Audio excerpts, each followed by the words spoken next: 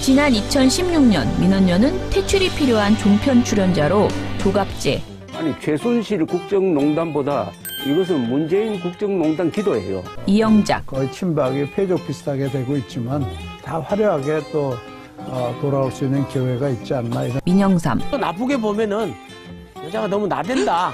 아주 그 사투리로 이렇게 해서 좀 비호감일 수도 있다. 네, 그런 황태순, 측면에서 대부분 자발적으로 참여했던 사람들에는 죄송합니다 보수가 더 많습니다.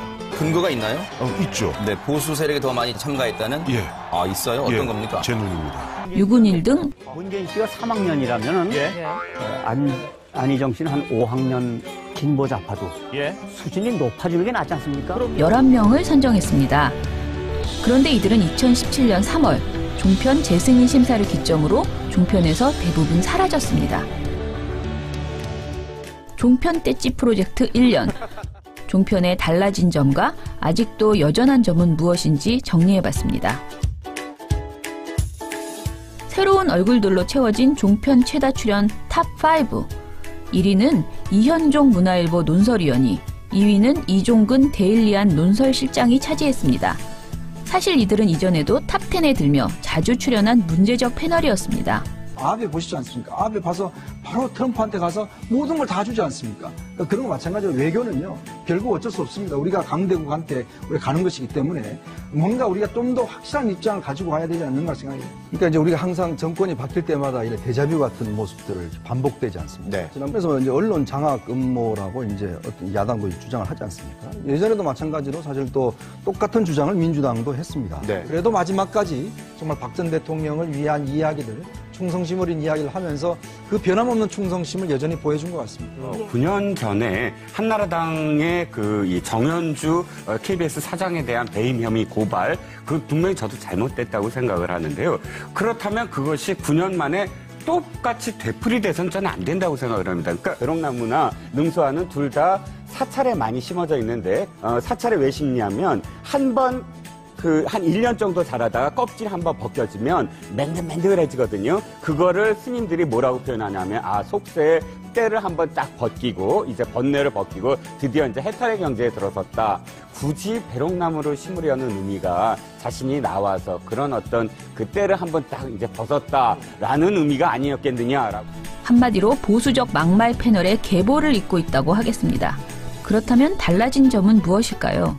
비교적 중립적 인물로 평가되는 노영희 변호사가 세 번째로 많이 출연했는데요. 대해서 10일의 감치 명령을 내린 것인데, 이분은 사실은 10일 맞아도 싸요. 왜냐하면 어제 분명히 지난번에 5일 동안 감치당했던 분에 대한 선례가 있었지 않습니까? 그거는 강력한 경고의 의미인데도 불구하고 이분은 따르지 않았고요. 또 하나는 미리 종이를 준비해 갖고 왔어요. 이분은 미리 계획을 해가지고 왔다는 점에서 매우 안 좋았고, 재질이. 또 하나는 감치 재판을 하면서 사실은 상당히 재판부에 대해서 고압적인 태도를 유지했고, 그 반성한 뜻도 보이지 않았다.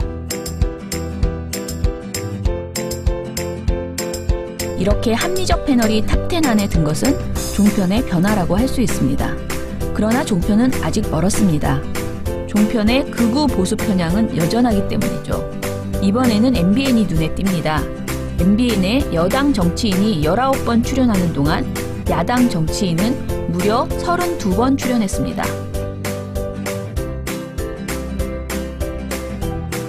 방송사별 최다 출연진 탑10을 비교해봐도 MBN만 유일하게 순위 안에 정치인이 한 명 포함되어 있는데요. 그 단 한 명의 정치인은 바로 차명진 전 자유한국당 의원입니다. 그것이 실제 국민과 영토까지 다 되려면 1948년 8월 15일이래요. 그러니까 마지막으로 건국이 완성된 게 1948년 8월 15일이에요. 왜 문재인 대통령이 하필 지금 이 시점에 교수님도 아니신데 건국기를 이렇게 탁 찍어가지고 말로는 종지부를 찍었다는데 이 논란을 시작하셨는지 그런 식으로 얘기하니까 자꾸 주사파 아니냐고 욕을 듣는 거예요. 지금 나오는 얘기들은 다 MB에 대한 얘기도 다 추정이거든요. 정확하게 보세요. 뭐뭐로 추정됩니다. 이런 걸 보면 제가 볼 때는 저 단순히 적폐 청산을 넘어서 정치 보복의 지경까지 가고 있구나. 글쎄 선물이라는 게 받으면 뭐 대문대문하지만 안 받으면 섭섭하죠.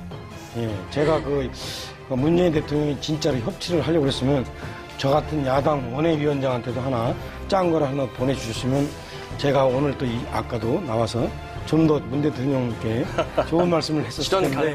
종편 재승인 심사 이후 종편이 몸을 사리고 있는 것은 사실입니다. 이것은 종편 떼찌 프로젝트를 응원해주신 시민의 힘입니다.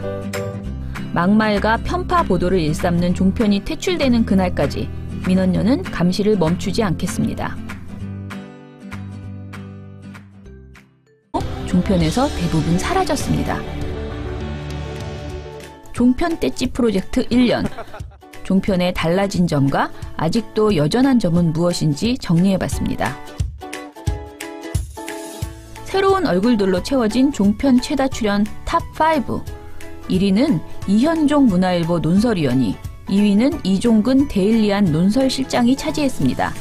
사실 이들은 이전에도 탑10에 들며 자주 출연한 문제적 패널이었습니다. 아베 보시지 않습니까? 아베 봐서 바로 트럼프한테 가서 모든 걸 다 주지 않습니까? 그러니까 그런 거 마찬가지로 외교는요, 결국 어쩔 수 없습니다. 우리가 강대국한테 우리 가는 것이기 때문에 뭔가 우리가 좀 더 확실한 입장을 가지고 가야 되지 않는가 생각해요. 그러니까 이제 우리가 항상 정권이 바뀔 때마다 이런 데자뷰 같은 모습들을 반복되지 않습니까? 네. 그래서 이제 언론 장악 음모라고 이제 어떤 야당도 주장을 하지 않습니까? 예전에도 마찬가지로 사실 또 똑같은 주장. 지난 2016년 민원연은 퇴출이 필요한 종편 출연자로 조갑재, 아니 최순실 국정농단보다 이것은 문재인 국정농단 기도예요. 이영작, 거의 친박이 패족 비슷하게 되고 있지만 다 화려하게 또 돌아올 수 있는 기회가 있지 않나 이런. 민영삼, 나쁘게 보면은 여자가 너무 나댄다. 아주 그 사투리로. 이렇게 해서 좀 비호감일 수도 있다. 네, 그런 측면에서. 대부분 자발적으로 참여했던 사람들에는 죄송합니다 보수가 더 많습니다. 근거가 있나요?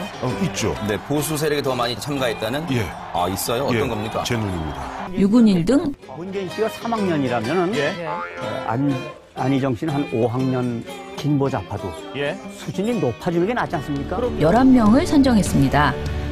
그런데 이들은 2017년 3월 종편 재승인 심사를 기점으로 정치인이 19번 출연하는 동안 야당 정치인은 무려 32번 출연했습니다. 방송사별 최다 출연진 탑10을 비교해봐도 MBN만 유일하게 순위 안에 정치인이 한 명 포함되어 있는데요. 그 단 한 명의 정치인은 바로 차명진 전 자유한국당 의원입니다. 그것이 실제 국민과 영토까지 다 되려면 1948년 8월 15일이래요. 그러니까 마지막으로 건국이 완성된 게 1948년 8월 15일이에요. 왜 문재인 대통령이 하필 지금 이 시점에 교수님도 아니신데 건국일을 이렇게 탁 찍어가지고 말로는 종지부를 찍었다는데 이 논란을 시작하셨는지 그런 식으로 얘기하니까 자꾸 주사파 아니냐고 욕을 듣는 거예요. 지금 나오는 얘기들은 다 MB에 대한 얘기도 다 추정이거든요. 정확하게 보세요. 뭐뭐로 추정됩니다. 라고 하겠습니다. 그렇다면 달라진 점은 무엇일까요? 비교적 중립적 인물로 평가되는 노영희 변호사가 세 번째로 많이 출연했는데요. 대해서 10일의 감치 명령을 내린 것인데 이분은 사실은 10일마저도 싸요. 왜냐하면 어제 분명히 지난번에 5일 동안 감치당했던 분에 대한 선례가 있었지 않습니까? 그거는 강력한 경고의 의미인데도 불구하고 이분은 따르지 않았고요. 또 하나는 미리 종이를 준비해 갖고 왔어요. 이분은 미리 계획을 해가지고 왔다는 점에서 매우 안 좋았고 재질이. 또 하나는 감치 재판을 하면서 사실은 상당히 재판부에 대해서 고압적인 태도를 유지했고 그 반성할 듯도 보이지 않았다. 이렇게 합리적 패널이 탑10 안에 든 것은 종편의 변화라고 할 수 있습니다. 그러나 종편은 아직 멀었습니다. 종편의 극우 보수 편향은 여전하기 때문이죠. 이번에는 MBN이 눈에 띕니다. MBN의 여당 정당을 민주당도 했습니다. 네. 그래도 마지막까지 정말 박 전 대통령을 위한 이야기들, 충성심 어린 이야기를 하면서 그 변함없는 충성심을 여전히 보여준 것 같습니다. 9년 전에 한나라당의 이 정현주 KBS 사장에 대한 배임 혐의 고발, 그 분명히 저도 잘못됐다고 생각을 하는데요. 그렇다면 그것이 9년 만에 똑같이 되풀이돼서는 저는 안 된다고 생각을 합니다. 그러니까 벼룩나무나 능수화는 둘 다 사찰에 많이 심어져 있는데 사찰에 왜 심냐면 한 1년 정도 자라다가 껍질 한번 벗겨지면 맨들맨들해지거든요. 그거를 스님들이 뭐라고 표현하냐면 속세 때를 한번 딱 벗기고 이제 번뇌를 벗기고 드디어 이제 해탈의 경제에 들어섰다. 굳이 벼룩나무를 심으려는 의미가 자신이 나와서 그런 어떤 그 때를 한번 딱 이제 벗었다라는 의미가 아니었겠느냐라고. 한마디로 보수적 막말 패널의 계보를 잇고 있다.